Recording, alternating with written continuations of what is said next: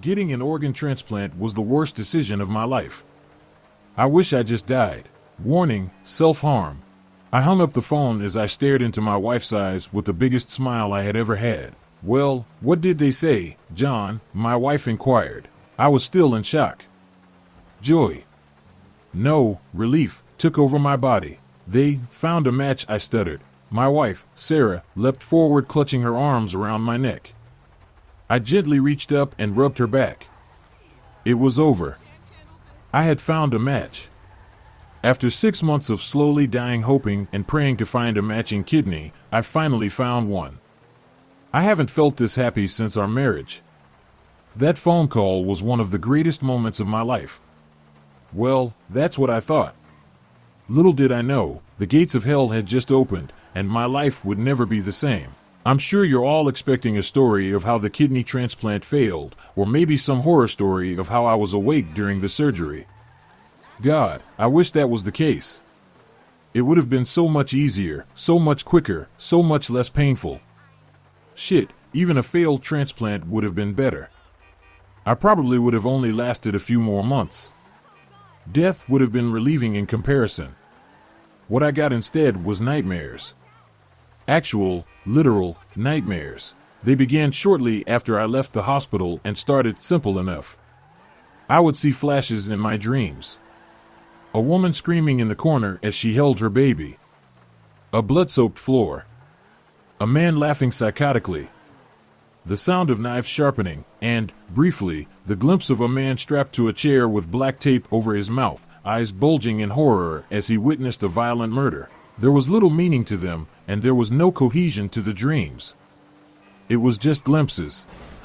They were different, though, than any other dreams I had.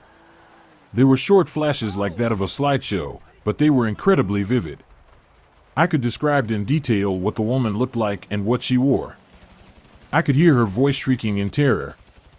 I could picture the blood on the floor and the man strapped to a chair as if I had just seen them in person. I could even smell the sickening scent of iron in the air from the blood. I told Sarah about the dreams. She didn't make much of them. She said they were likely the result of the anesthesia or my body healing from surgery and shouldn't be a concern. Anesthesia? I questioned. It's been a week. I think all the anesthesia is gone. Well, it could still be your body healing, she retorted. Or it could be anxiety. We've waited months for you to find a match. I'm sure you were worried about it failing. Also, you've always been terrified of doctors. This was true. I hated doctors. For years, doctors have been telling me I have hypertension when they take my blood pressure, only for me to explain I have white coat syndrome. Yeah, you're probably right, I said. I know I am. I always am, she said, smiling softly. No matter how distressed I was, that smile always calmed me. What else could it be? I nodded and reclined on the couch. It was Saturday, which meant it was movie night. Throughout our 23 years of marriage, we made it a point to have date nights. As we got older and grouchier, most of those date nights turned into staying home and watching something. Still, I couldn't quite shake the unease I felt. I don't know how to describe it, but something felt wrong. Though I had relaxed my mind and resolved myself to just experiencing post-op anxiety, that didn't stop the nightmares. In fact, they got worse. I no longer only dreamed of the same horror scene of the blood-soaked room. Now, I would see different ones. Sometimes I would dream of a young man, maybe 30 with long black hair, being hung by one finger from a bridge, crying and begging for his life. I could hear his bones and his finger break and see the flesh tear as the thin rope cut into his finger. Other times, I would see a family, all tied to lawn chairs inside a barn as it went up in flames. I watched as they screamed as the flames engulfed them and melted the skin from their faces. One of the worst I saw was a woman held at gunpoint as her, I assume boyfriend or husband, shot himself in the head. I suspect whoever held the gun forced him to do it, or else he would kill his wife/girlfriend. They were all drastically different killings, but aside from being gruesome and horrific, they all had two things in common. There was always a man laughing maniacally, and there was always the man tied to a chair being forced to watch. This went on for weeks. I would tell my wife about the dreams, and though disturbed, She would always conclude that it must be anxiety or that I had watched too many horror films. It's not just anxiety, I yelled during an argument over the dreams. It's not horror movies either. I've watched horror my entire life and have never had dreams like this. Well, what do you want to do about it, then? She retorted. I sat and clasped my head in my hands. I felt as if I may cry for the first time in decades. I don't know, but I can't keep having dreams like this. I can barely sleep anymore. Should you see a therapist? Sarah asked. A therapist? How much is it going to cost for some PhD to tell me it's all because of my childhood? I snidely responded. Will you stop? She said. Your insurance covers therapy. Do you have any other ideas? Wouldn't you like to sleep again? I sighed. I always thought of therapists as scams, but what other options did I have? These nightmares were making my life hell and went far beyond not being able to sleep. I couldn't get the images out of my mind. They were always there.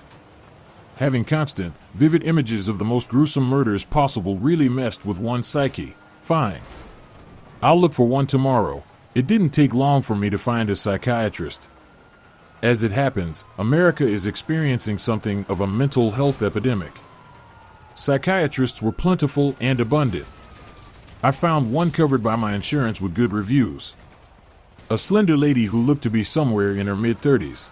I told her, the psychiatrist, all about my dreams and how I started experiencing them after the surgery. I explained that I could see them in vivid detail and they were making my awakened life a nightmare. She went through the usual checklist. She asked if I had ever experienced anything like this before, if I had a history of anxiety, if I was on any painkillers after the surgery. I answered no to them all. She had no concrete answers, but she said it was likely that my brain was working out the trauma of literally dying for months with a failing kidney. She concluded that with death constantly lurking in my mind, it was likely that now that it was over, I was experiencing something like PTSD. I didn't really believe her, but she prescribed me some medications, one for anxiety and one for sleep. If I can finally sleep, I'll take whatever she gives me, I thought. As it turns out, the meds did nothing. Well, actually, I guess they did because the nightmares only got worse. Every couple of days, I would experience a new episode in more graphic detail than the last. Two of them really struck me. One was a man, crying, being forced to eat something raw. Even in my sleep I could feel the bile rise in my throat. Whatever that was, it wasn't beef. The second was another man as he was shoved into a wood chipper. I'll spare you the details on that one. Still, as with all of them, there was always that haunting laughter and a man strapped to a chair, who seemed to slightly change between each dream. He gradually became more worn in appearance. And skinnier. I reckoned he had lost 50 pounds throughout all the nightmares. Nothing eased the terror that consumed my nights. I was lucky to get 2 hours of sleep. I spent most of the nights lying in bed awake, sweating profusely. These had turned into night terrors, and I could no longer stand them. I even tried sleeping during the day to see if that would help, but I would still have nightmares. My wife was no help. She insisted I keep seeing the therapist and taking the meds. I put my foot down and refused. Whatever was going on, therapy wasn't the solution. Since this ordeal began when I got my kidney transplant, I decided to start there. Only problem was I didn't know how to begin there. I had no clue what the cause of the dreams were or how the kidney was connected, but it's all I had. After all, what the hell could a kidney have to do with nightmares? I racked my brain trying to figure out what happened around that time. Had I seen some news story about a serial killer before the surgery? While I was unconscious in the hospital, were murder victims being treated that my subconscious picked up on? I investigated both of these and found nothing. Finally, with no other possible avenues, I decided to contact my doctor who had done the surgery. I wanted to know who the kidney came from, which, evidently, standard surgical doctors don't know. At first, he wanted to know why I wanted to know this, so I told him I wanted to send a gift to the family as a thank you for saving my life. Finally, after a longer than wanted conversation, he sent me some list with what looked like serial numbers through email. He told me which number sequence my kidney belonged to and told me to contact the doctor in charge of organ donations, the one who extracted them from the corpses. It took a while, but I finally got in touch with the doctor I was looking for. I gave him the same story I had given the other doctor and also gave him the numbers of the donor I was looking for. He checked his database and came back with the name Samuel Horn. Samuel Horn. This was the guy whose kidney I now carried, the man who saved my life. Though I had never heard the name before, something about it seemed so familiar. It was as if I had heard the name 1,000 times. I Googled the name and it didn't take long for me to discover who he was. I live in Boston, which is where Samuel Horn was from as well. Evidently, he was an investigator who went missing 2 years ago with no trace. Upon investigating the police reports, his case went cold and he was listed as a missing person. That is, until a few months ago when he was found on the outskirts of Boston lying dead in the snow. The cause of death, a single stab wound to the temple. It was a sad story, but none of that's what got me. What bothered me instead was that I instantly recognized him. He was the man from my dreams, the one strapped to a chair who was present during all the killings. My mind was racing. What do I do? I couldn't tell my wife about this, she would just think I was nuts. What would I even tell her? Honey, that kidney I got is haunted and belonged to an investigator who was murdered. I think I'm witnessing the murders he was forced to watch before he was killed. I paced around for hours. I must have smoked 2 packs of Marlboros during that time trying to decide what to do. Why is this happening? Why am I having these dreams? What could they mean, I thought to myself. The only explanation I could muster was that Samuel must have wanted me to see them. For some reason, he wanted me to have these nightmares.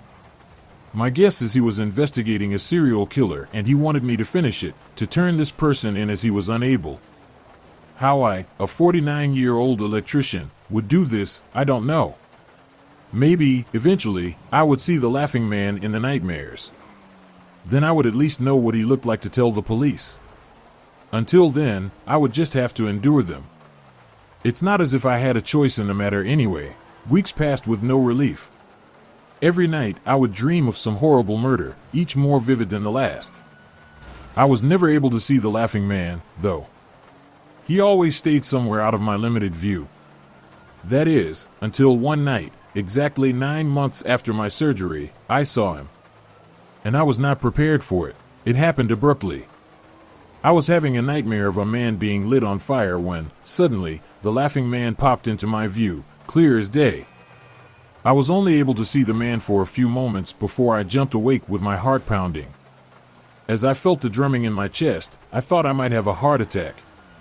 I started to hyperventilate when my wife awoke. "Honey, what's wrong?" she yelled. I didn't reply. I was in disbelief. The man I saw, he was me. I never went back to sleep. It took over an hour for me to convince my wife I didn't need to call 911. I stayed awake the entire night thinking about what I had witnessed. How have I been killing people? I thought to myself. As soon as my wife awoke the next morning, I told her about the dream. She brushed it off as nothing and just a nightmare, but I insisted. I told her all about Samuel Horn and how he was the man I saw tied up in every one of my dreams. She was visibly shaken, but she still tried to make sense of it. She told me I should take a vacation and lay out of work for a while, rest my mind. I refused. I already knew what I was going to do, and that was turn myself into the police. I don't know how I was doing these murders, but I saw myself there. Initially, the police thought I was crazy. That is, until I gave them details of dozens of murders that the public had no information on. They checked their records, and all the information I gave them was accurate. Still, there was no evidence of my involvement in the murders, so instead of prison I was locked in a psychiatric hospital. I spent weeks in this hospital. The nightmares had finally stopped. The doctors and the police weren't entirely convinced I was the murderer, but they knew I knew something and wanted to know how. I told them it was my dreams, which nobody took seriously. They eventually diagnosed me with schizophrenia and wanted to check my family history for mental illnesses. I told them about my family, which turned up nothing. No history of any mental issues aside from an uncle with chronic depression. That is until one of the officers sat me down for an interview. "John, are you aware you are adopted?" the officer inquired. "Adopted?" I asked. "No, I am not adopted." "Well, as it turns out, you are." I was shocked. As if I needed more life-altering news. I felt a tinge of sadness for a moment as I realized my parents weren't my biological mother and father. "Your parents adopted you when you were 4 months old. Apparently, your birth mother couldn't care for you both." "You both?" I asked. My head started to spin. This, along with everything else, was too much. "Yes, you both. John, you have an identical twin brother who is wanted on federal charges."